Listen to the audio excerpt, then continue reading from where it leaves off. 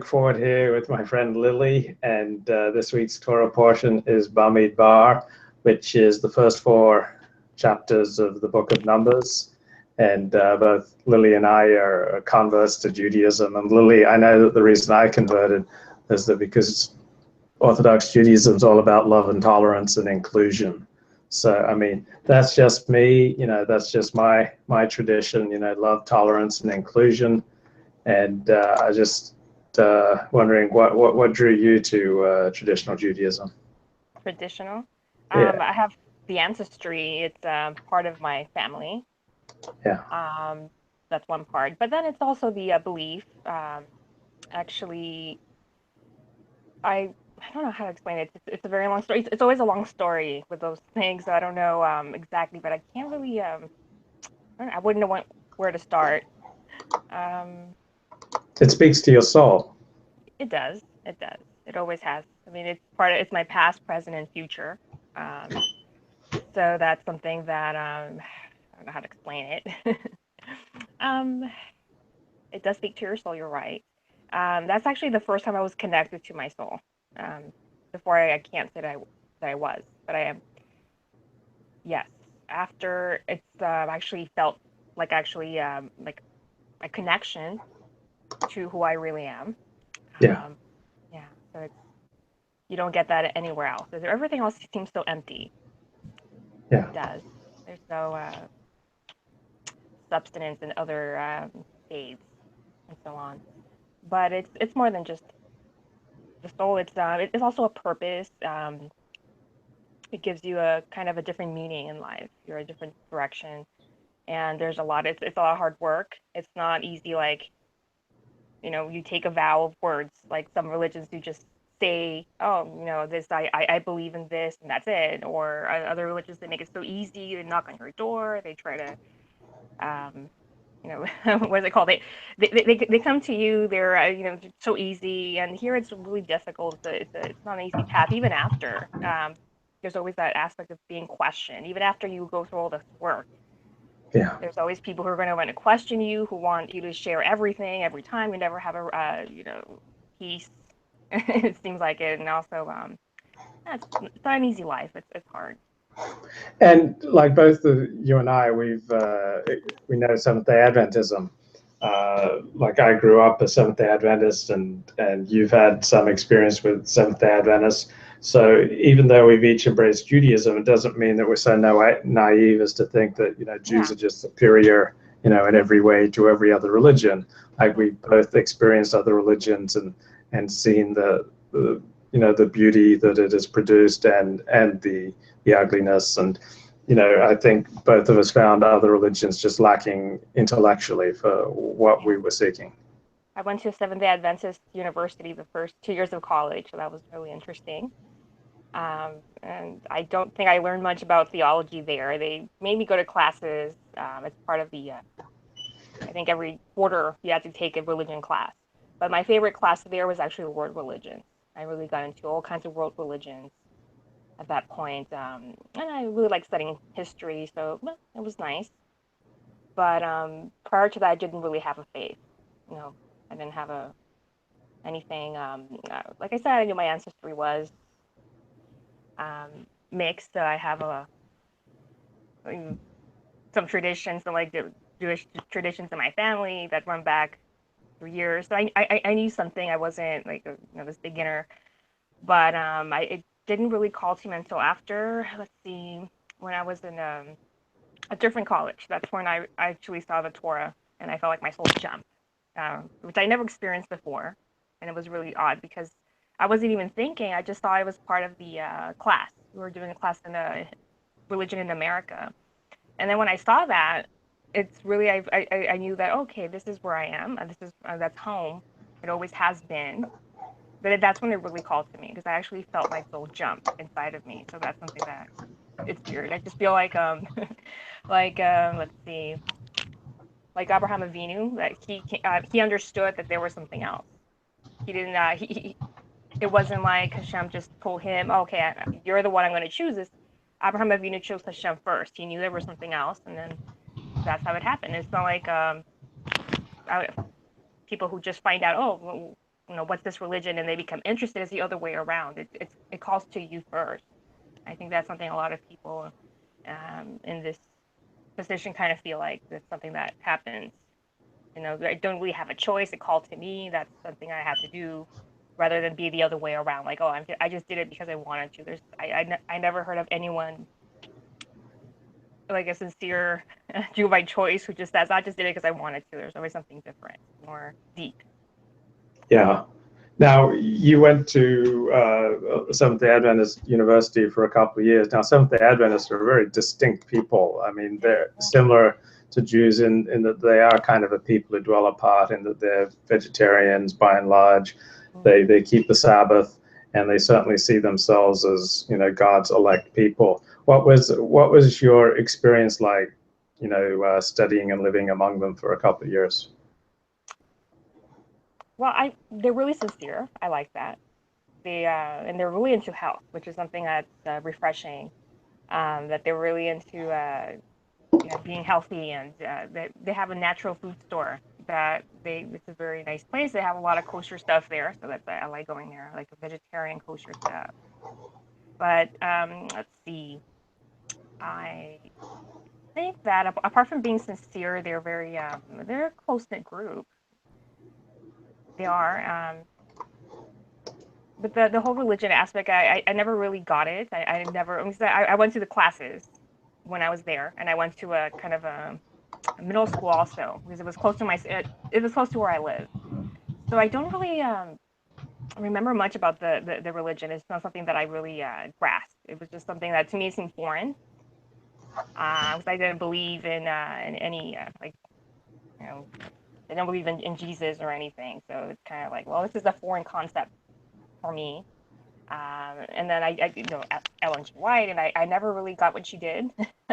Honestly, the whole time I was there, I would talk about her, but I never really understood it. So I think maybe I blocked out some of what they some of the religions that would teach.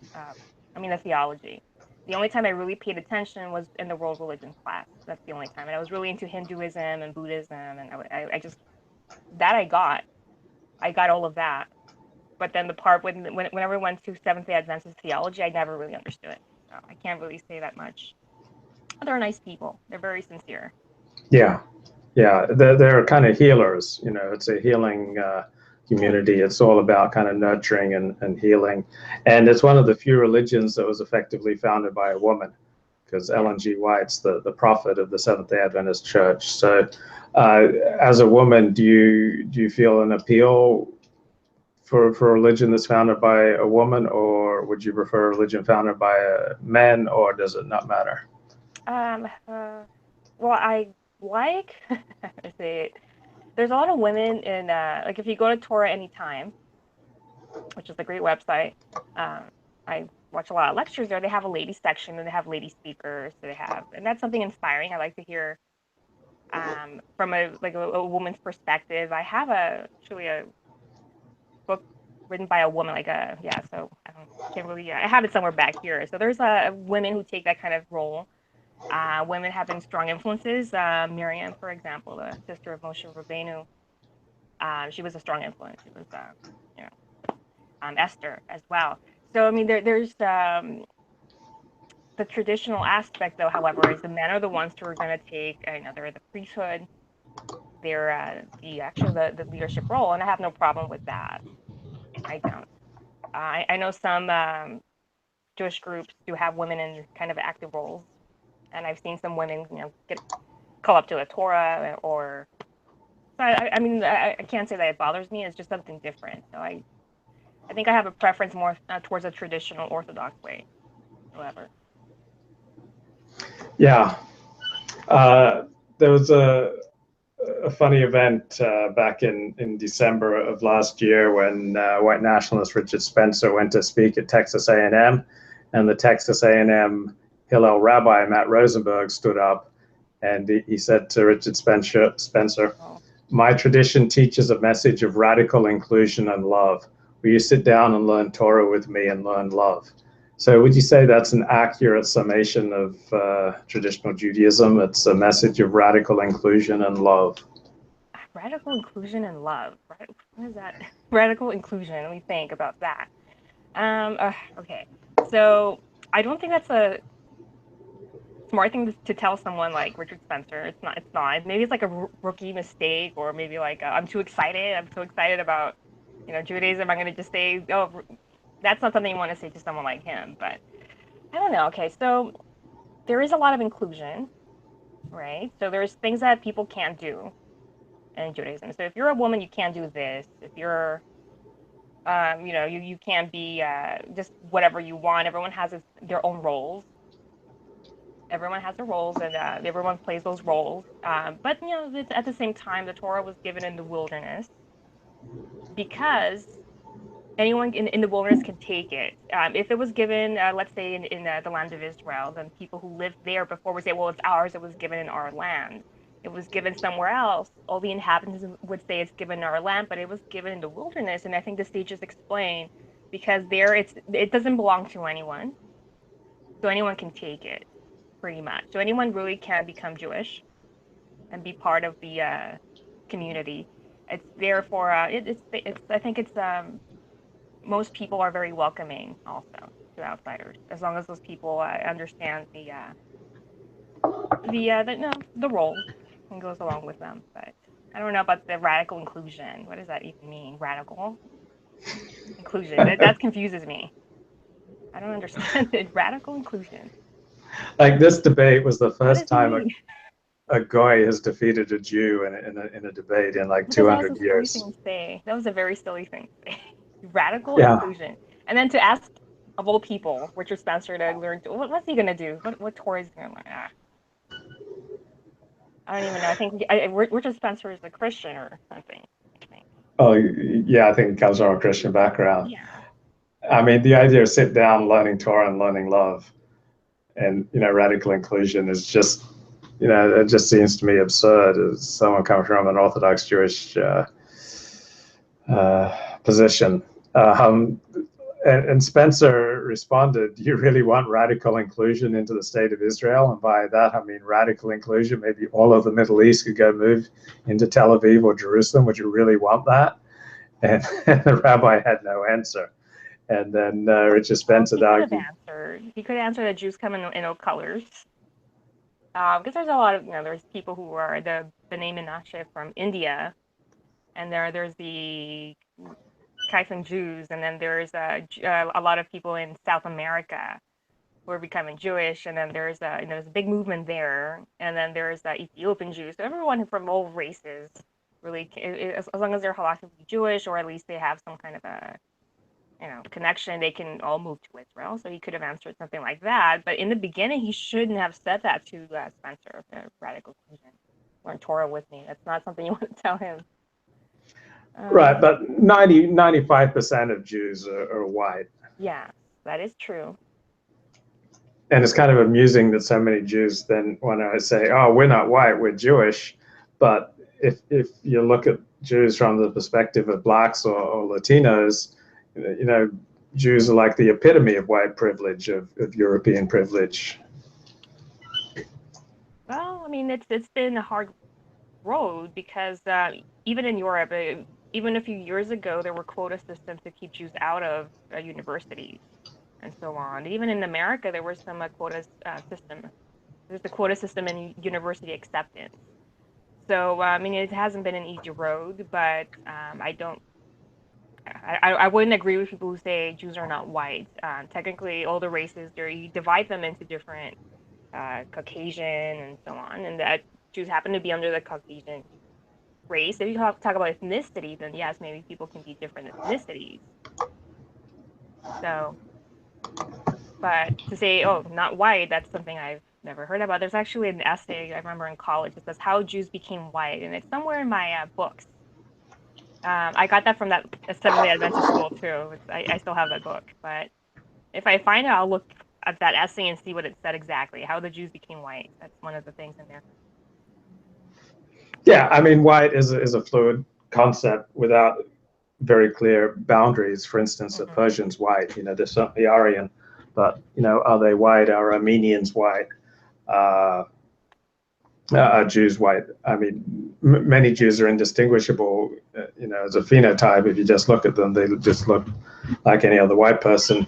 And then many other Jews have a very distinctive look, particularly if they have a beard and they're dressing distinctively. Richard Spencer had another good argument to the rabbi. He says Jews exist precisely because you did not assimilate. That is why Jews are a coherent people with a history and a culture and a future. It's because you had a sense of yourselves. I respect that about you. I want my people to have that same sense of themselves. I thought that was a good answer. Yeah, that's good. I feel bad for the rabbi. All those years that studying, and then you come to Richard Spencer, and then you, yeah, that's a good answer, actually. I mean, I understand it. If people have a preference to date it, I mean, people have preferences to date certain races all the time. There's nothing wrong with that. So, I mean, I understand what he was saying in that case. And just when it comes to Judaism, yes, there's been you can't marry out. That's a given. And the reason is not because you're better or because just for no reason. It's actually because if you marry the other nations, they take you away from me. That's what Hashem said. I'm just paraphrasing. So it's for a purpose. It's not just because we're superior, not because we're like a racist who don't want to date other races. It's actually just because there's a different purpose, and that is with Hashem. Hashem said, "Don't marry out; they're going to take you away from me," and that's not the purpose of the Jew.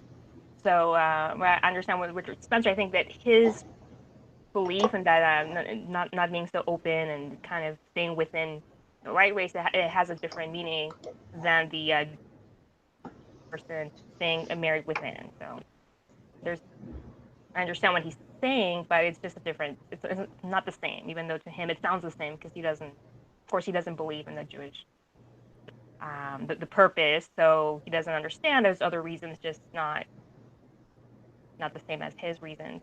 Should I say? Now, I try to live, by love and tolerance, but sometimes just the filth out there just angers me, and I just watched this Netflix documentary series, The Keepers, and it's absolutely horrifying. It reveals like the rampant corruption in the Baltimore Archdiocese of the Roman Catholic Church as it covers up rampant sexual abuse and murder.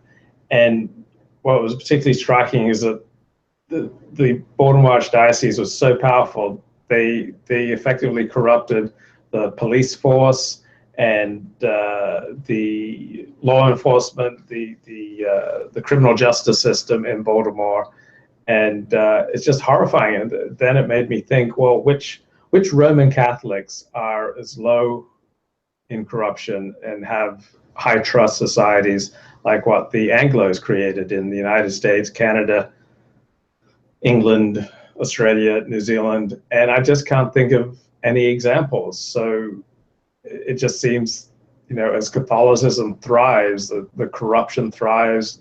I mean, the rampant child molestation, and I hate to sound like a bigot, but I'm really sounding like a Seventh-day Adventist here, because when I was growing up as a Seventh-day Adventist, there was 20 times more hatred against the Roman Catholic Church than against Jews.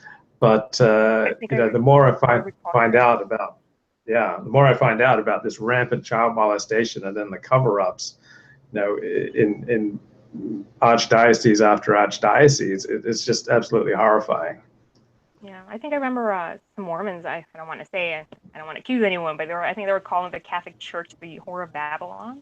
Yeah, Seventh-day Adventists say that. Yeah. Yeah, so maybe I also heard from Seventh-day Adventists, but I do remember hearing all those criticisms about Catholics. That was like the thing. I remember there's a TVN channel. I don't know if it's still online. I mean, on TV, TVN, the Trinity Broadcast Network. Yeah. So you flip through the channels and you see these people like, I don't know what they're doing. They're going like this a lot and they're talking, and I don't know what religion they are. They seem like a Christian evangelist, but I remember when I was in Seventh-day Adventist school, they were saying, oh yeah, that's the Catholic channel. You don't want to watch that. It's a Catholic channel. So it was, I do recall. Yeah, that is something that's a criticism, yes. And it's a lot of Catholics I think they're also well-meaning. Actually, when I was in college, I was involved with Hillel. But then the Catholics were also there. They were really nice to me. They were kind of welcoming. I think maybe I had one Catholic person who said something about Judaism, and I don't know, he was like a Middle Eastern Catholic guy who said that, can't you understand that the whole Holocaust, it's because of your rejection of Jesus? It was something like that. So that got me, really upset. But that's the only time I had someone Catholic try to, say something like that. When you bring in the Holocaust, it's not going to go well. But they were really nice. I think I had good experiences with Catholics. I do personally, but I know in the past that was completely different. They're really they had the power, and they had the power in all of Europe for a very long time. And currently, a lot of Catholics are I don't know if they have a dual loyalty to the country, but they also have a dual loyalty to the Pope. Yeah. Yeah. So there's always, and that's why a lot of people who were Protestant, there's the Papists. Don't trust them. We don't trust them, and there was discrimination against Catholic immigrants, and just because people always suspected that they had like a double identity. You're Americans, but you're also you're believing the Pope. You're going to follow what the Pope says, and so on. So when I think the Protestants separated, yes, today a lot of the Protestant descendants of the Protestant nations are actually doing very well compared to, I don't want to say exactly, but a lot of descendants of the Catholic nations. So it just seems like when you look at the Catholic nations today, a lot of them are bankrupt. Spain and Portugal and Italy, they're not doing very well. And compare them in the European Union to other countries like Germany. Germany's the one who always has to bail everyone out. The UK, but they're voted themselves out of the Union, but they were a world power. They kind of took over. So I do agree. There was something, I don't know exactly what it is. What is it that makes the Protestant nations more, more abundant? What would be the reason behind that? Well, high trust. People don't have to lock their doors as much, in a white Protestant area, and there's just a decrease in corruption. I think a lot of it has to do with genetics, that people of Northern European heritage evolved in a harsh landscape where they had an incentive to be more trusting and open towards strangers because they could help you survive a harsh winter, and that you would need each other, while other peoples evolved in more temperate climates that permitted extended kinship ties, and where you learn just to trust your own kin and to not trust strangers. So those who evolved in the northern latitudes of Europe learn much more easily to trust strangers and then to include the stranger and to befriend the stranger, while Middle Eastern peoples are much more kinship oriented, and there seems to kind of be a difference as you go from Northern Europe and then follow the cline towards Southern Europe. So the more south you go, the less predisposition, it seems, towards monogamy. People of Northern Europe tend to be much more monogamous. People of Southern Europe tend to play around a lot more. And then when you keep going south into Africa, then the traditional nuclear family just almost completely dissolves. Also, just corruption. Northern Europeans produce societies that have far less corruption than Southern Europe, let alone Africa. And it seems to all work on that cline from Northern Europe on one hand, to equatorial sub-Saharan Africa. They seem to be opposites in most of these traits. Yeah. Everyone wants to live in the countries that are doing great and leave the countries that are, unfortunately, were driven into poverty, corruption. So, yeah. And also, I think the Roman Catholic Church is also, it wants your whole life. Like it's both a political force. It's there for the christening, the education of the children, and it's one corporate entity with a head, the Pope. While Protestants are divided up into many different sects, it's not totalitarian. There's a notion in Protestantism, render unto Caesar that which is Caesar's, and render unto God that which is God. So Protestantism is much more comfortable with a separation between church and state than Catholicism. Yeah, that would be, yes. So Catholics, they do, okay. So they have the Holy See, and from there they kind of somehow they manage to get influence to everywhere that they have the influence. So in that case, yes, I do agree. The only place that I've really tried, well, that really they can't be successful is with China. They try to, they can't, the Pope cannot install a cardinal there. That's something that Chinese government is the one who's going, they're going to choose their own person. They're not going to have the Pope, take that kind of power away from them. So that's one example where they don't have that influence. But other countries that, yeah, they do have that influence to say, okay, this is your cardinal. We chose him for you, and everyone follows what he says. It's a very that they still have that influence, certainly. Yeah. Islam's a little bit, similar to Catholicism in that it's naturally tends towards totalitarian. It naturally tends to complete control of individuals, of all of their lives, all of society, and all of politics. Mm-hmm. And maybe even Torah. If Israel were a Torah state, then it too would become increasingly totalitarian, where you'd have one system, the Torah system, kind of controlling everything from politics to personal relations.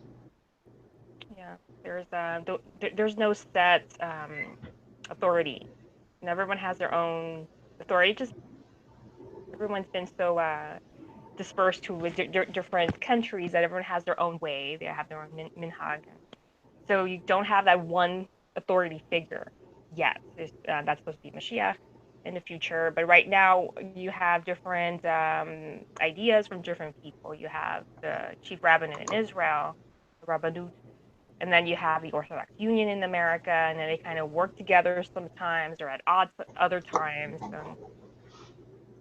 Like that system, and then their Rabbanuts in conflict sometimes with in Europe with so on. It's hard to say. There's no set authority. That was in the past. So in the past, yes, you did have that set authority. You did have sages who would come up with who would say, this is what we're going to do from now on, and then people did it. Now it's just kind of everyone just does their own thing. Yeah, we don't have a Sanhedrin where 71 rabbis, guide and determine things. But if Israel were a Torah state, the Sanhedrin would be reconstituted, and Israel would be run and operated and dictated to by a Sanhedrin of 71 rabbis, 71 Orthodox rabbis. Mm-hmm. Yeah. So I was listening to a lecture by Aaron Rakefet Rothkopf. He's a modern Orthodox rabbi who grew up in the United States and has now moved to Israel.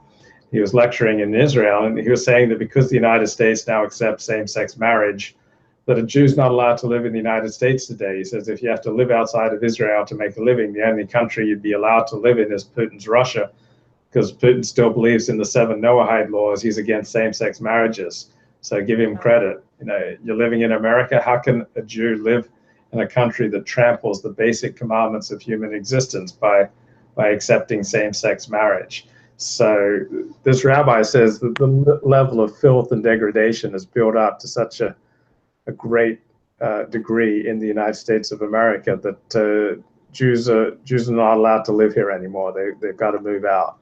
What do you think of that? Well, where to? Because in Israel, there's a lot of same-sex couples in Israel. Right there, but there's a lot of same-sex couples in Israel too. That's supposed to be the place where every Jew can go once there's too much persecution in your home. That's Israel's supposed to be the answer where you're supposed to go. So that kind of leaves you at, okay, so then where are we going to go? When the Supreme Court, when they actually legalized gay marriage, there was actually a lot of people in the Orthodox Jewish community that were very much in favor of it. I remember I thought there was going to be a lot of backlash, and I was online on Facebook, and the few Orthodox Jews who posted, "Oh, I'm against this," they were actually getting a lot of hate. I don't want to say hate, because you can't hate a fellow Jew, but there was a lot of the comments against these people who were saying, no, we can't, we're not in favor. The Torah really is not in favor of gay marriage.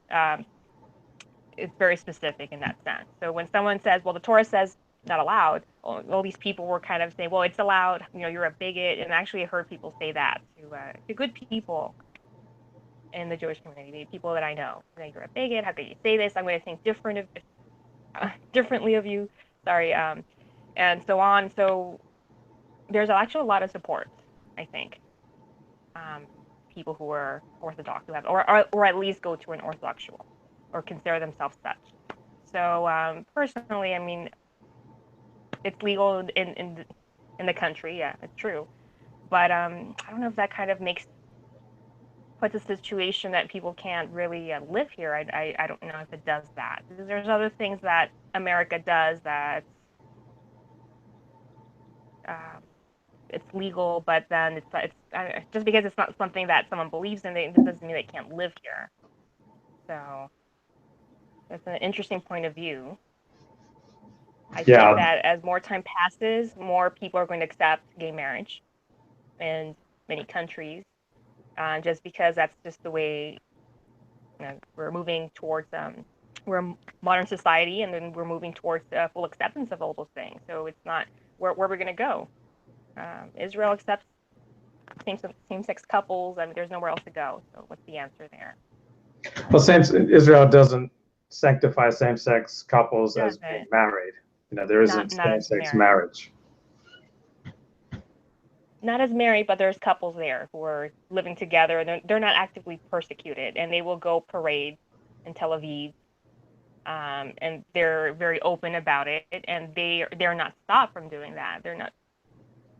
No one can in Israel. No one can stop two men from living together or two women from living together. They're going to go out. They can go holding hands, and that's some kind of a indirect acceptance. Maybe they can't get married, but they can still live out their lives that way.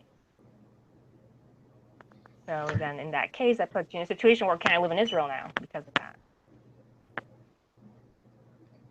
So I'm beginning to see kind of a straight line between the US Constitution, democracy, and now its endpoint in same-sex marriage and trannies in the bathroom, like everyone deciding what sex they are and then going to the bathroom of their choice, and just the level of filth, and perhaps the best word is POZ, P-O-Z. It's kind of a shorthand for the propagation of cultural degeneracy, filth, freakishness, and antipathy towards normal, psychologically healthy human beings. It comes from the gay community, where POZ is a term of endearment for HIV-positive gay men. But as a Orthodox Jew and a heterosexual, just the level of POZ, the level of degradation is just so great now in the Western world that it makes me want to just give up on democracy, because I kind of see how the pursuit of individual liberty and the pursuit of happiness, which is in the Constitution, it leads to same-sex marriage. And the alternative to democracy and same-sex marriage is fascism. So if liberal democracy means same-sex marriage, then I'm ready to embrace fascism, preferably without the genocide. Just the level of filth has just gotten so extreme. It's gotten up to my eyeballs. And I'm Mr. Love and Tolerance, but I've about had enough.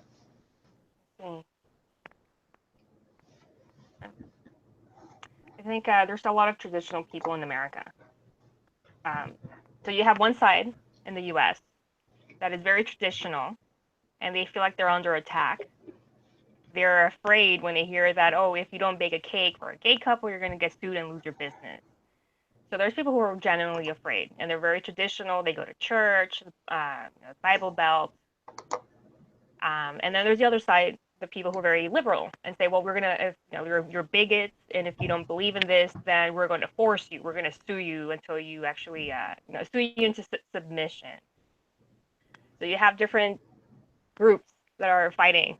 And in this case, yes, the Bible Belt kind of traditional group won this past election because they were afraid. There's a lot of people who were just like, we're under attack. We feel like you're shoving this down our throats. We have to do what you say, and we just don't want it anymore. So yes, that's a problem. There's two different big groups that are fighting, and there's I'm in the middle. I'm not one or the other. I'm in the middle. I have my religious beliefs. So I don't know where to go. But I don't feel like I'm not liberal. I'm not too conservative. So there's nowhere for me to go. I have, how should I say this? I know what the Torah says about gay marriage. At the same time, I know that the law, there's nothing against gay marriage according to the law. You can't really say, okay, well, the Constitution, it doesn't say that you can't do this or that. So I think what I do is just I hope for the best. Should I say? I do hope for the best for America. I have no.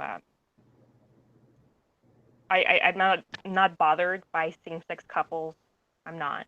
They don't bother me. So I can't really say. I know the Torah says it's not okay. So I'm at odds. I don't know where I am really. So like same-sex couples don't make you absolutely sick to your stomach and want to retch? No, they don't. No, I don't think so.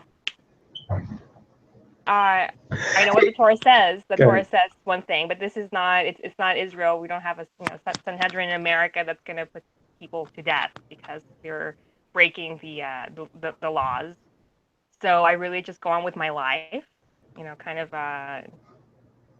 try to focus on just doing the best that I can.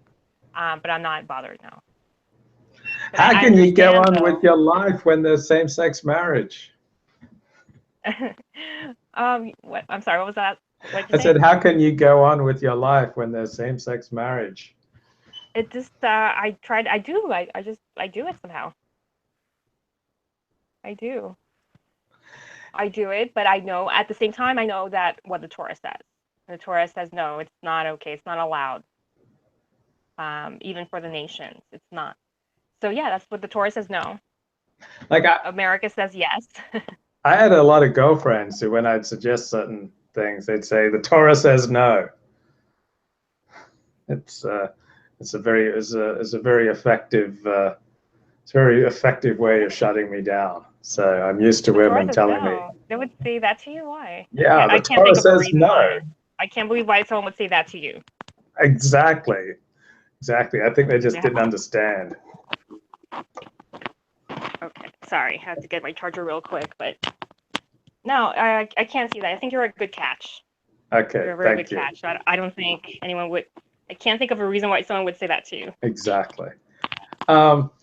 Have you noticed that there's been kind of a flood of Latinos into synagogues?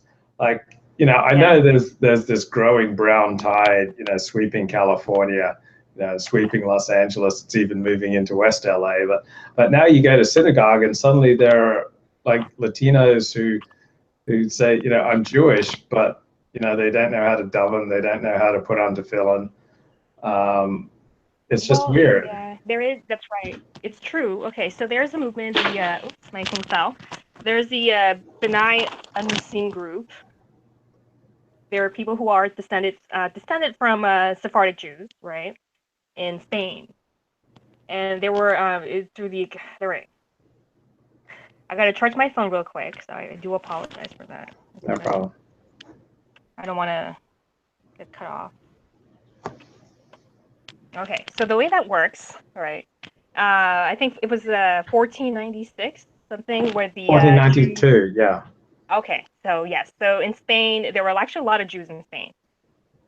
A lot of people of Spanish descent have a lot of Sephardic ancestry, right? So what happened is that and you know this, the Spanish authorities, they gave Jews in Spain, Iberia, convert to Catholicism or leave the country. So a lot of people left, and the people who left, the Jews who left, they went to Portugal, or they went to other places. They went to Amsterdam, and they went to Turkey, to Morocco, and they're still Jewish today. They kept that tradition. They said, no, rather than convert, I'm going to do the right thing, and I'm going to leave and follow my faith. I'm going to follow Hashem. So that was the right thing. And when it comes to if you're given a choice to convert or die, you're supposed to choose death over conversion to any other religion, especially idolatry. But a lot of the Jews who stayed in Spain, they became Catholics, and they were hidden conversos, they were hidden Jews, and they were crypto Jews. So they kept some of their traditions quietly, secretly, And then when they were found out, they were persecuted in the Inquisition, and a lot of them were killed, unfortunately, to the New World, hiding. I think it's said that when Christopher Columbus came to America, there was a lot of conversos in his ship that came along with him. So there are a lot of people actually fled the Inquisition, and they came to the New World, still hiding their faith and so on. So in that case, a lot of their descendants now believe that they're Jewish, and that's not accurate. You can't, if you think about it, that's the 1400s, right? 1600, 17, 18. It's just that there's so many years that there's just been this separation between Judaism, that original Jewish ancestors, and then descendants. So much intermarriage, so much mixture of Catholicism and probably other religions. It's impossible for these people to just say, I'm Jewish. That's it. It's not. Sure, you can say, yes, I have ancestry. That's one thing. But then you can either choose to become Jewish, or you can choose to just be follow the 7 laws of Noah, and that's it. But these people are, they're coming in saying, okay, well, we're Jewish, and then you got to accept us the way we are. We're Jewish. And some of them don't want to convert. Some of them say, well, I don't have to, this is my ancestry, I don't have to do it. There's this, I think there's this place in Arizona that was doing how do they say it? Not conversion, they were doing reversion or something like that. I don't know. They got together with the rabbis, and they were doing this like revert to Judaism thing for conversos, for Latino Jews. And I think I showed you the website a long time ago. There were some people say, well, we don't have to convert, we don't have to do it, we're Jewish. Just because I had an ancestor in the Middle Ages, right? That's never a reason. There's no such thing. I think in Judaism we know it's by the law. So you either show proof or you're not. Even people who are actually born Jewish, you want to go get married, you got to show everything to a basin. You got to, okay, here's my ketubah, my parent, see, my grandmother's Jewish, and this is, I'm not married, I'm a single female, I have witnesses that prove that I'm single, that I've never been married, or and so on. So in that case, it's always about proof, and these people don't have any proof other than my ancestor was Jewish from the 1900s, and I have proof because I have the same last name of someone who died in the Inquisition. So that's the proof. And that's never enough. But yeah, there's a lot of people doing that today. And I also, I think a lot of Latinas also are trying to convert to Judaism because they think it will raise their social status. That's a interesting way to look at it. You think, you think so? Social status. Yeah, I can see them, kind of wanting to move up in social status, and they think, oh, I'll convert to Judaism, and then I'll become part of the America's ruling elite. Okay. Well, the first thing they got to do is actually do a real conversion, but let's see. I can't. There's one place in Israel called Mahon Miriam that actually does kind of focus on conversions. Okay, that's a weird way of saying it, but they really focus on them. They kind of see themselves as a lost nation, like a lost tribe. That's their feeling. Oh, we're a lost tribe. And now we're back, and now you have to love us and you have to accept us. Equals in every way. We don't have to convert. We have to have an easier process of reversion or something like that. So there's groups that actually are catering to them. Actually, a lot of people are actually catering to that whole aspect. There's even, I think in Indonesia, the descendants of male Jews and the native females, they see themselves as a lost tribe as well. And they want to go back to Judaism. They're like a lost tribe, which is unheard of. If your father is Jewish and your mother's not, then you're just not Jewish. But there's we're a lost tribe. So yeah, there's a lot of people who have that. There's a lot of globalization today. Or a lecture one day, a Torah lecture on the internet. Next thing you know, they're excited and they're changing their whole lives, and now men have a kippah, and then they have his tzitzits, and so on. So it's very globalized. Hey, I'm It didn't happen concerned. before, but now they're Yeah, I'm concerned at Walgreens. They're locking up the natural hair products mainly used by Black women, but all the other hair products aren't under lock and key. And I'm really concerned that Walgreens is being racist, but perhaps they're just being prudent.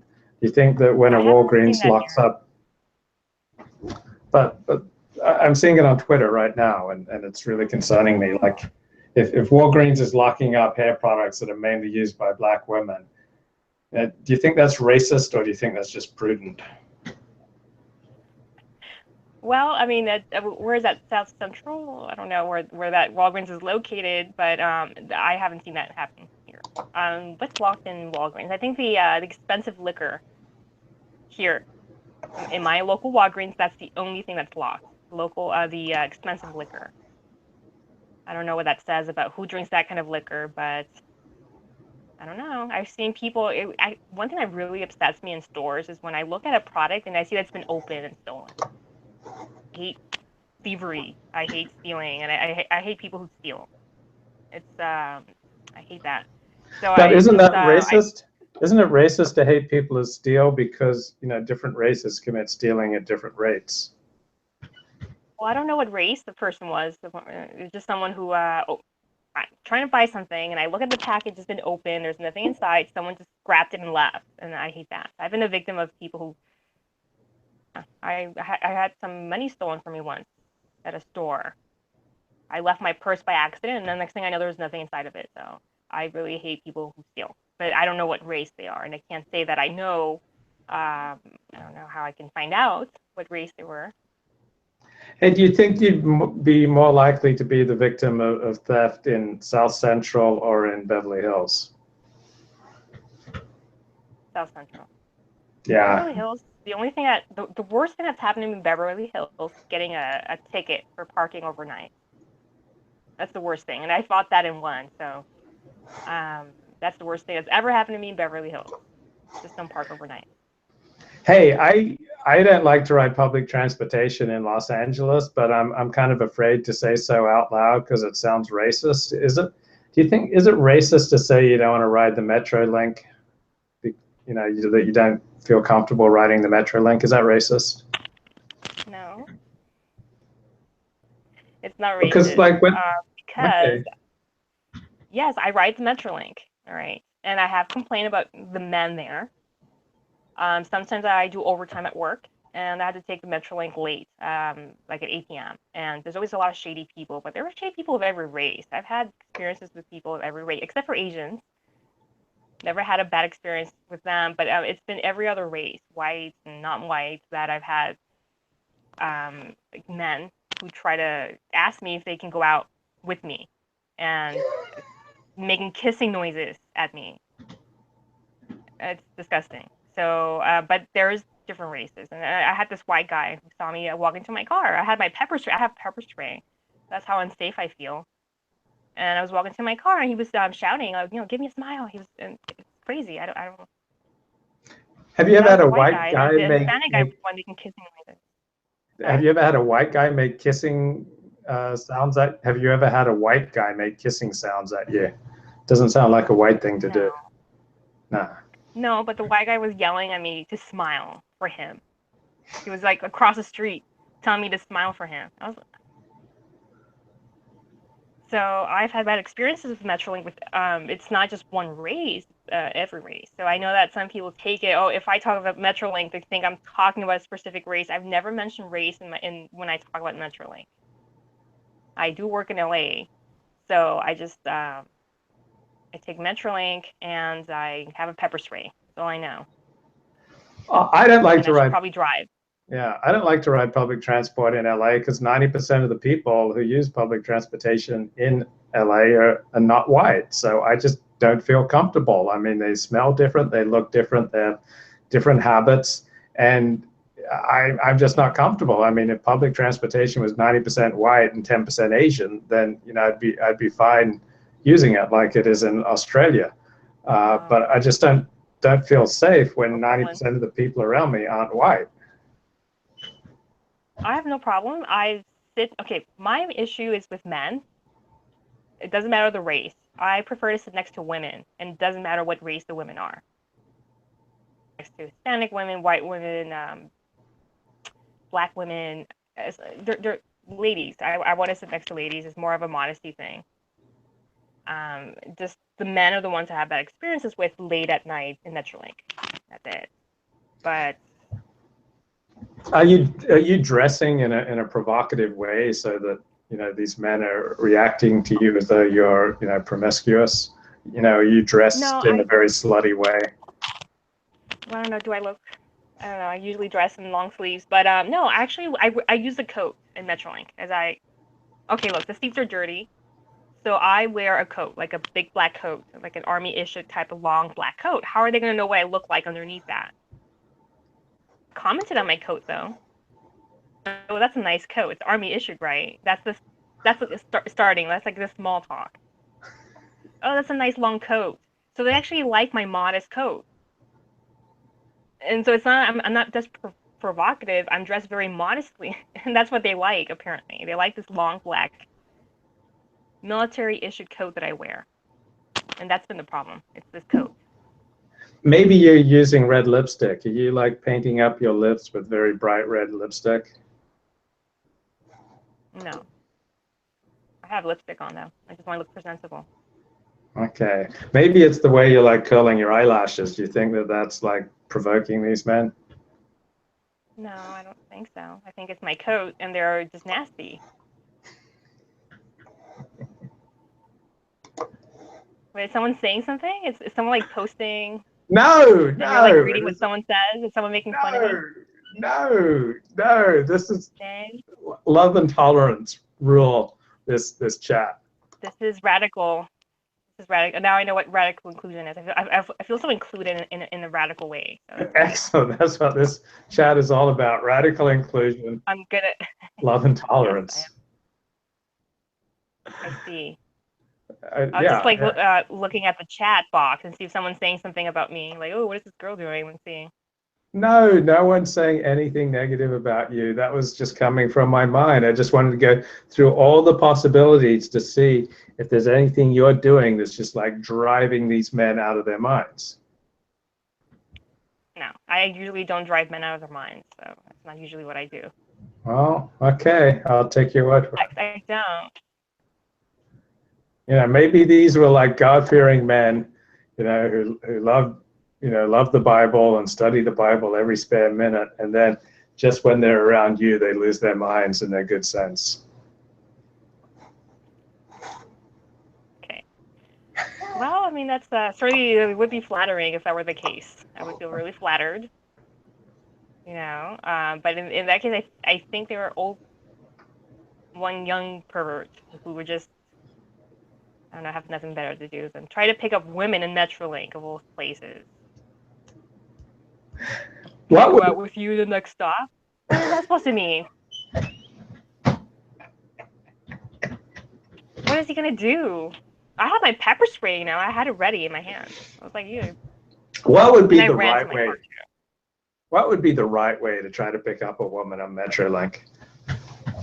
I don't think that's the place you want to meet someone. Because that means, okay, do you not have proper transportation? You don't have transportation. What are you doing in Metrolink at 8 p.m. at night? That actually doesn't look good on me because that's what I do. I have transportation. I just don't feel like driving in LA. I hate the traffic, and I'm not going to drive that already. I would if I could, but I can't. So in that case, I don't. If someone were to ask me out in Metrolink, I would probably not be interested at all. Like if someone, I wouldn't. I maybe like small talk, like, hey, how are you doing? Hey, yeah. So, anyways, where do you work? And so, well, I work blah blah blah, and then he would say, okay, well, I nice, pretty looking. Maybe you have your number, and I would say no, but that's usually what would happen in that case. But at least I would be flattered, and that's the important thing. Do any of them try to talk to you about books and intellectual topics? No. That's not going to happen in Metrolink. Usually what people do, ones who dress like business people, like businessmen, businesswomen, usually they're on their phones. watching a show. They're probably like streaming Hulu or Netflix, and they're doing that. Everyone else is just looking around. So no, I don't think anyone. I mean, there's very rarely people who actually read. I see them. I read on Metrolink, either my Kindle or an actual book. So, but I don't see a lot of people just reading, and it's not really an intellectual place. If people just want to get home, they're tired. They're, it's early. It's 6 a.m. They're trying to get to work, or they're tired. 5 p.m. They want to get home. So it's not really the place where people are, thinking of their next philosophical discovery. So you're saying there's not a real sense of community, and there's not like a high level of trust and a sense of a common purpose and cause between people writing Metrolink. No, we just want to sit down and go home. We fight over seats. So yeah, I've seen people fight over seats there. It's not the best place. Now, you've dated Jewish men and you've dated Gentile men. Are there any stereotypes that hold between dating a Jew and dating a non-Jew? I don't think so. I think, okay, so I dated this Mormon guy, really nice. He just didn't want to touch or kiss. What you would think an Orthodox man would do. I don't want to touch or kiss because I can't do that. But the Mormon guy is the one who just didn't want to. Like, Jewish guys are very open about it. Even Orthodox are very open about touching and kissing. And it's the opposite, I think. Quite the and the Mormon guy, he didn't drink. And who else did I date? I don't know. So yeah, I've dated. They're very open about that. So it's quite the opposite. It's supposed to be don't touch and kiss until you get married, right? Yeah. That doesn't happen. That's very really Hasidic. Yeah, that's very confusing because I thought Orthodox Judaism held that the only place for that kind of sensual expression was within marriage. So it's very confusing that there are Orthodox Jewish men out there who don't abide by these precepts. Mm-hmm. I mean, it's a quiet thing. It's hush hush, right? It's not something you openly do. Yeah, you're gonna. I don't know what to say. You'll spend the night, fine, but no one knows that you did that, and if someone knows, it's hush hush. It's not like. But the only person who didn't do that was this a Mormon guy who was very respectful in that sense. He actually took it very seriously, and there's a lot of people who take that kind of stuff very seriously. It's refreshing to see someone not be all But I don't know of any stereotypes. However, I don't, just because I'm so I feel so part of the Jewish community that I don't feel like I can't even recognize any stereotypes that someone would say. Would you say any stereotypes that you've noticed? Oh, yeah. For me, Jews, generally speaking, are more intelligent than non-Jews. So they're more intellectually developed. They read more books. They're more, alive to what's going on in the world. They tend to be more traveled. More widely traveled, they tend to be better educated, they tend to be less inhibited. Those are some of the differences that I've noticed. I see. Okay. Yeah. Let's see. I'm trying to think of any experiences like that. Yeah, I mean, there's a lot of. I mean, historically, a lot of people of the book, people reading and studying a lot. There's always that making time to study every day. Yeah. Nations don't have. They don't go home thinking, okay, now I'm home. Make time to study now. They don't. It's a different existence. It's more of a materialistic existence and more of a me. Whereas Judaism is more like an us. I'm going to study. This is my duty. Is part of what we do as a people. So, yes, my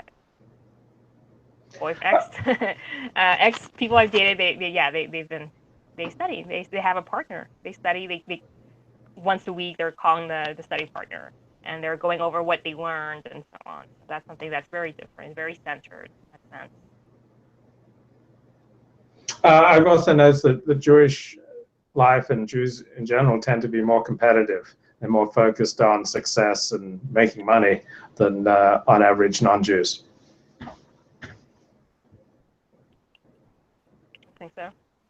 Yeah, you that's Or like more of an internal competition. well, Jewish life's very competitive. Like it's very expensive to live as a Yeah, Jew, and so it Jews is. typically aren't content being firemen or police officers. They need to make twice that money. Like to live in Los Angeles as a Jew, you need to make six figures. You need to make at least You do. It's a very $100,000. expensive place. If you don't, And then kosher food's never. you're a loser, and you're regarded as a loser. Kosher food is expensive. So you gotta So you gotta pay for a place, and that's a lot. That costs a lot of money in LA. And then you gotta buy all your food's gotta be kosher, and that's gonna be especially if you eat meat. That's gonna be more expensive.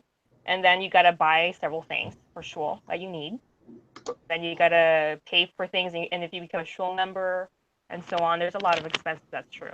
So actually was thinking about this. I was reading about shidduchim and so on, and then thinking about who really are the best candidates for matchmaking. It's really the successful young adults, the young professionals, as they like to call themselves in the community talk.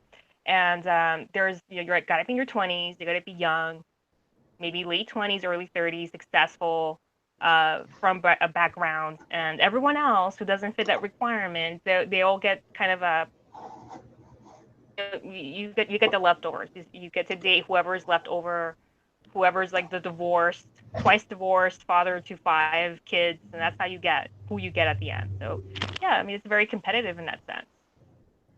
I'm getting into school, into a nice, something very competitive too. And people know that depending on that, they're going to send their kids to yeshiva, to a your girls' seminary, and so on. And based on that, that's how their matchmaking is going to be determined. Where you studied, that's going to be a big part. So yeah, it is very competitive in that sense. I was reading about that recently in this blog that I follow. So they were talking about if you go to this seminary, this yeshiva, you're not good enough for marriage, and that's sad. But it is true. And Jews tend to live in expensive places. Like Jews don't tend to live in Mm-hmm. San Bernardino. Jews tend to live in Beverly Hills, Bel Air, and close by to this very expensive real estate. So you visited Jewish life in West LA, and you know that if you're a guy and you're not making six figures, you're regarded as a loser. You're not keeping up. Which is very it's ironic if you think about it, because a lot of the sages were not wealthy. Hillel was very poor. He used to cut wood. He couldn't afford studying. He wanted to study back then. He was studying, trying to study on Shemaiah and Abtalion. Zugot, who would teach at that point. And then he was so poor, he had to chop more wood just to be able to pay for studying. And when he couldn't pay, he went on top of the roof and almost, to hear the lecture, he almost froze to death. Rabbi Akiva was also very poor. They made their fortunes later after, but they had no problem finding. I mean, Rabbi Akiva, his father or grandfather was a convert. So Rabbi Meir also, they came from humble backgrounds, but they still managed to get married and became Torah greats. Compare that to today, these men would not have matchmaking. They wouldn't have any partners set up for them. No one would want to set them up. There's humble origins. Father's not Jewish, or your grandfather wasn't. You don't have any rabbinical ancestors, so we don't want to. We match you to this from birth girl. It's sad. It's like a big turn. I don't know when exactly that turned to opposite, but yeah. I think there are a lot of Orthodox Jews, like Orthodox Jews who go to Chabad, for example, who would really like to be modern Orthodox, but they simply can't afford the modern Orthodox lifestyle. Like they'd really like to belong to Young Israel of Century City or Beth Jacob in Beverly Hills or even B'nai David, but they just can't afford that lifestyle. And so generally speaking, Chabad day schools are half as expensive as modern Orthodox day schools. Chabad synagogues usually don't have the same dues as modern Orthodox synagogues. And so a lot of the Jews who can't keep up with the modern Orthodox expenses, they go to someplace like Chabad for a less expensive way of being Orthodox. And then you try to get married within Chabad if you're not Chabad. So I don't know how that works, but Chabad is very open. They actually try to include everyone. They don't charge they have like for high holidays, they're not going to charge you for tickets, for seat tickets for that. They donate if you can. Um, so that's something that they do right. Other places you have to get your ticket. If you're a member, maybe you'll get a discount, and so on. So yeah, I don't know about tickets. Like you're going to a movie theater. But, Yeah. So yeah, it's a great show. yeah. So in this week's Parsha, in this week's Torah portion, in Numbers chapter 3, verse 10, it talks about any outsider who encroaches on the altar shall be put to death. And so this is kind of the very opposite of the notion that every man does what is right in his own eyes. Like, Judaism is very strict. You just can't, wander over to the tabernacle, without a permitted purpose. And I was just thinking this is like a great model for a nation's immigration policy. We should only allow people in who are permitted, who are ticketed, who we've done a background check, and we just can't allow people in to stay here who come in illegally. Okay, that's people who come here illegally. Okay, so in that case, there's only certain people were consecrated to do that kind of work. Even other people within the tribe of Levi weren't allowed to look at the vessels being enclosed within the coverings that they're putting on top of them. Even some of the tribe of Levi couldn't see that. The Kohanim, the ones who were able to, they're just kind of on their own. They have their own rules. People can't just approach them. They can't marry any woman that they want. It has to be a specific kind of woman. So they have their own purpose, I think. But they couldn't approach, or they couldn't even see the vessels being closed because they would die. But you're kind of saying that kind of falls with illegal immigration, is that? I'm saying that's a great. I think it's a great model for America and its immigration policy. Like anyone who comes here illegally, you just put them to death. If you look at Trump's wall, you die. Like if you touch it, you die. Trump's wall. That's beautiful. I love it. Is that what you're saying? Yeah, I love that. Yeah. Okay. Well, that's an interesting point of view. Okay. Yeah, you touch it and die. Okay. It would have to have some kind of a sign so people know and not get so that we won't get sued. Like touch, no touch. Touch at your own risk, you will die. Peligro. That little skull sign. Yeah, that'd be nice. I'm thinking if we didn't put a sign up, it would disproportionately kill low IQ people, because like high IQ people, I think, would be more more cautious about touching the Great Wall of Trump. So it would be a great way to like raise the average level of IQ on both sides of Trump's wall. I think the wall's going to happen though. It's kind of a. Believe me, we're going to build it. It's going to be beautiful, and Mexico is going to pay for it. Believe me. Yeah, you still think that? How are they going to pay for it? That's what I was wondered. Oh, that's easy. Really we just how. Believe me. We're going to seize assets from drug dealers, from Mexican drug dealers, and that way, we can seize. Ted Cruz's plan. Yeah, we can seize $10 billion. And build a big, beautiful wall. And in that wall, we're going to have a gate in it so that permitted people can come in and out. But you will be so proud. Believe me. Okay. I kind of think that it's going to be kind of a bust. I kind of get that feeling sometimes.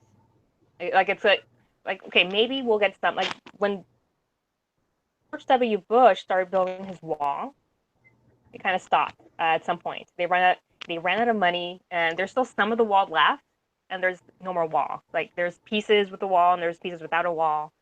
So I think it's going to be an uphill battle, right? It's going to be very expensive. There's going to be a lot of people who are going to argue that they have rights over certain lands. They're not going to want to just give it up.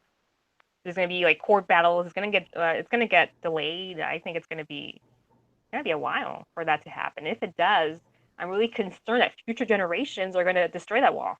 I mean, we pour all this money into this wall, and then in a few years from now, a Democrat becomes president, and then they tear down the wall. Like they're going to think they're the new, East Germany, down this wall kind of thing. It just feels like that. Like it's going to be a waste of money. That's my concern. There's Why is a all this money going to come down?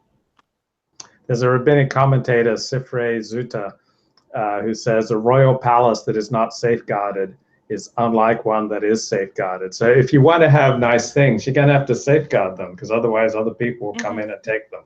So we've got to do something to, when Mexico's... There's a lot of... Go ahead. No, I think there's a lot of people also coming in by airplane.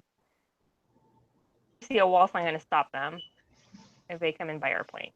But I think that's I think the Trump administration is being a little harder for that too. They're like visas and so on. People can overstay their visa all the time. People do that. A lot of women actually come from Asia, pregnant women, to give birth here. America is birth tourism.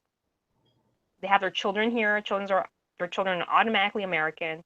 Then they go back to their country, and then they're okay. The kid's 18 now. The kid can come back, and then come back with mom or dad, and so on. So that's something that it's still going to happen. We're still going to have a lot of illegal immigration and birth tourism. So I don't know. The law's one part. It's only one part of the problem. I'm concerned that when Mexico sends their people, they're not sending us their best. They're sending us people that have a lot of problems, and they're bringing those problems with us. They're bringing drugs, they're bringing crime, they're rapists. Some, I assume, are good people, but overall, I'm concerned that Mexico is not sending us their best. Okay. Well, I don't know if they send us. People just decide that they're going to go out for a better life. But Mexico does. They do profit from it. They do. They profit from everyone sending money back. And when I ride public transportation in Southern California, I'm concerned that non-whites are not sending us their best. When I ride public transportation, the non-whites are sending us people that have a lot of problems, and they're bringing their problems with them. They're bringing drugs, they're bringing crime, they're rapists, and some, I assume, are good people. But I'm kind of creeped out riding public transport in Southern California. Well, I mean, I'm creeped out by creepy, perverted men. But they come in every race. I actually did have a white man make some kind of a weird, creepy advance.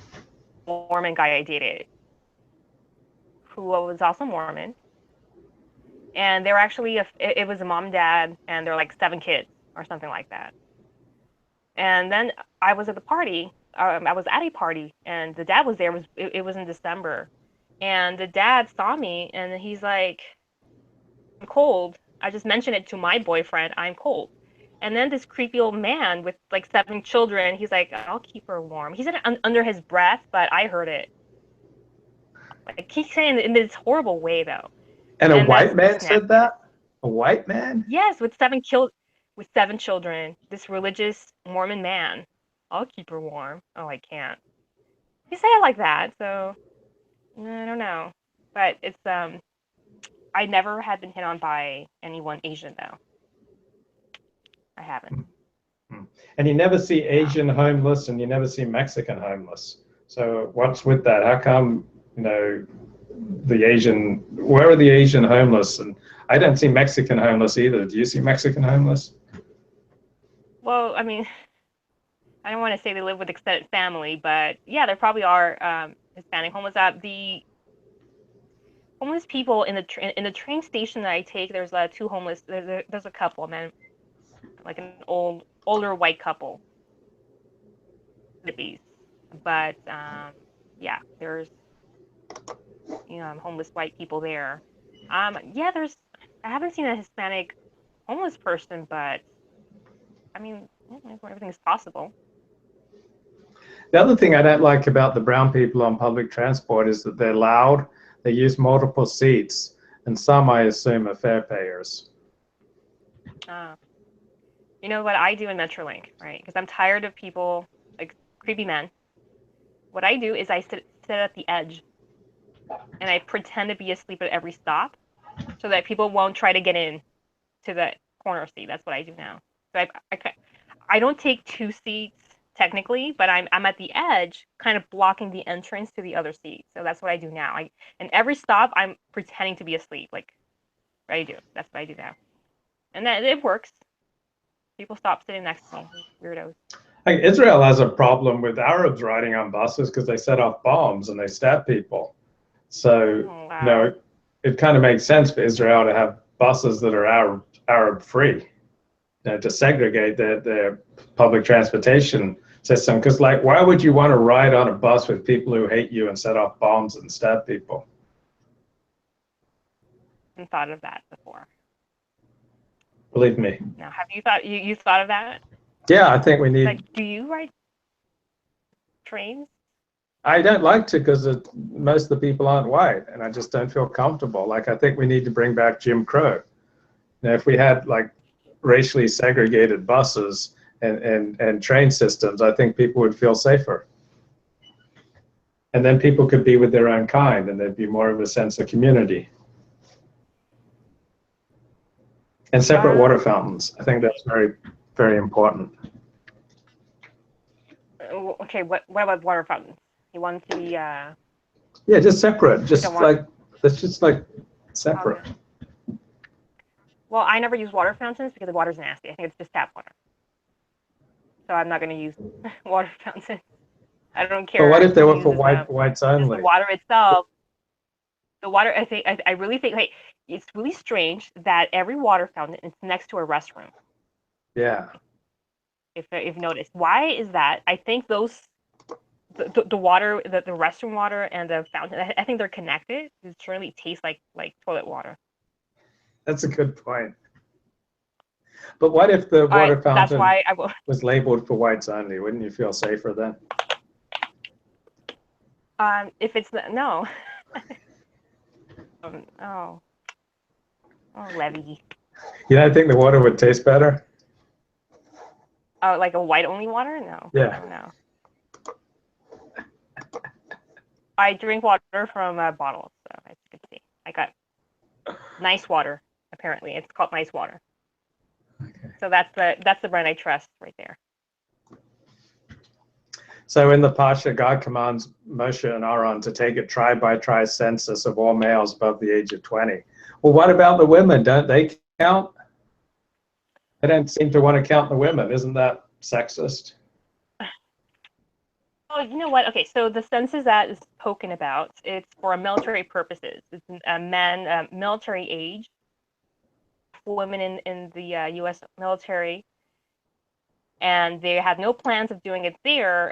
In this case, it's talking about males who would be ready for war. And the times that they're counted, it's the so we get, okay, so the leaders of the tribes, so they get kind of pointed out. And then you get the, okay, so now we're going to count everyone by tribe between the ages of military might. And that's when they start going over, okay, what tribe is first? The tribes are more military apt. And then the last, let's see, oh, I lost my point here. But no, of Israel were counted 10 times. And one of them wasn't, but you can't really tell that they were counted. Hashem knew all the time.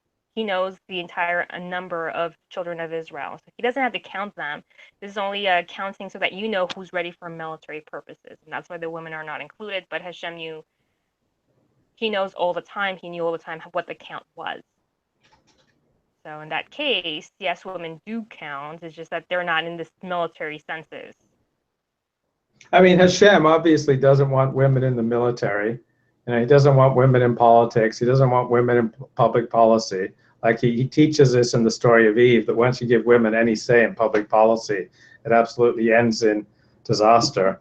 And with the exception of Zelophad's daughters, only men are apportioned land in Israel. So this is a very patriarchal system, and it kind of keeps women out of public policy. What do you think? Women out of public policy. It does. Okay, so it's a very, there's a lot of male dominance. That's true. That's very true for in this time period as well. But you're right in that sense. So with Eve, I think actually that's, I don't see it as a bad thing. Like, yes, we sinned and now we die. That actually sounds really bad, but because of that, and we have a sense of purpose. bettering each other, ourselves, doing better every day, having the choice. So in a way, I don't see that as a big tragedy. I see that as we have a purpose because of what happened at Adam and Eve. The Torah was written before the world was created. So in that case, it was already a given that was going to happen. We knew that was going to happen. It's part of the our purpose. We needed to have that. So I don't see that as a bad thing. I don't think life would be as exciting living in a garden and just running around with just really no purpose at that point. We know more, we have more of a excitement, and we know more about, okay, we experience different emotions and love and sadness and so on, and I wouldn't have it any other way. So I don't see that as a bad thing with Eve per se. So in this case, yes, you're right, it's a very male-dominated society. That's the way it was back then. But they had a different purpose in that sense. Their purpose is not going out to war then. I don't know how to explain it, but I don't see it as a sexist thing that they're not counting on the census. So according to Numbers chapter 3, verse 13, the Levites were segregated from the rest of Israel and elevated to a new status because the Levites killed the wrongdoers after the golden calf in Exodus 32. It shows the Levites had proved their loyalty to God by slaughtering all those who worship the golden calf. And now the Levites operated and protected the tabernacle.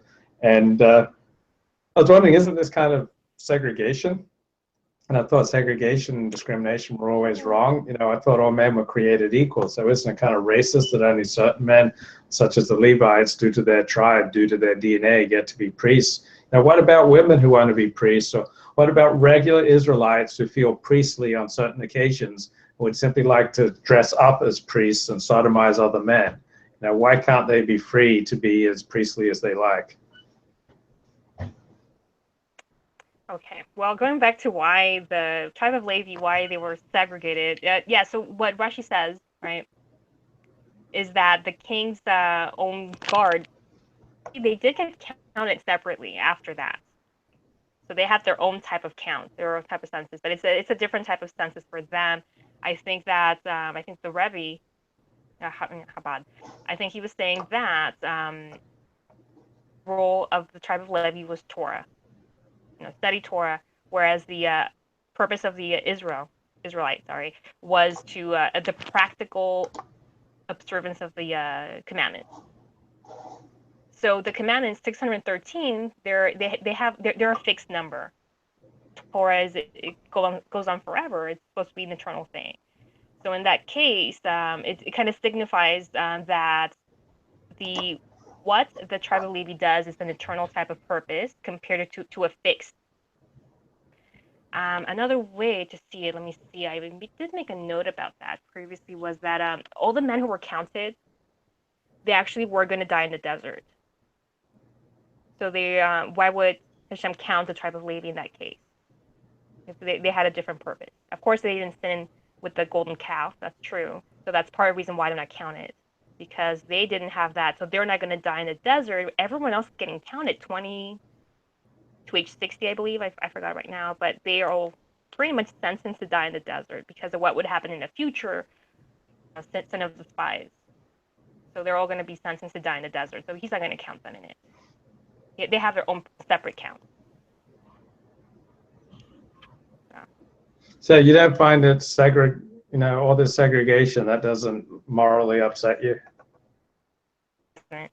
Because they have a different purpose. Like I said, the tribe of Levi is supposed to be their purpose is an eternal one. The temple also was created before the world was created, so it's an eternal purpose. There's always someone when Hashem says the children of Aaron shall burn the incense throughout all time. That's supposed to be throughout all time. So why would he count them in a fixed type of theme here? This is a fixed theme. The like a different purpose in that sense. and they're not going to die in the desert. So there's different reasons why they're not counted. So I don't see it as more as okay, they're just separate. They're counted separately, and they are counted in after the pasuk. They